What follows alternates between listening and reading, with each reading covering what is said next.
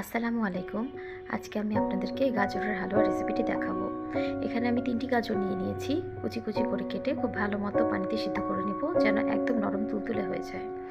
এবার পানিসহ গাজরগুলোকে আমি ব্লেন্ড করে নিয়েছি, একটু পেস্ট করে, যাতে গাজরটা খুব ভালো মতো হালুয়াটা বসে যায়। ব্যাস, এবার চুলায় আমি 2 চামচ পরিমাণ ঘি নিয়ে নিলাম। আপনারা যদি গাজরের পরিমাণ বাড়ান, সব কিছু সেই অনুপাতে বাড়াতে হবে। আমি খুব অল্প আঁচে রান্নাটি করব।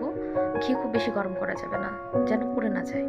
এরপরে আমি এলাচ দারচিনি দিয়ে দিচ্ছি ঘি সামান্য পরিমাণ গরম হলে, এবং এটা খুব অল্প পরিমাণ একটু ভাজার পরে আমি এটার ভিতরে গাজরের মিশ্রণটি দিয়ে দেব। এটা পুরো রান্নাটা আমি ঘিতেই করব, এখানে কোনো তেল ব্যবহার করব না। সো আমি ঘিয়ে ভেজে নিলাম গাজরের মিশ্রণটি। চিনি দিয়ে দিব।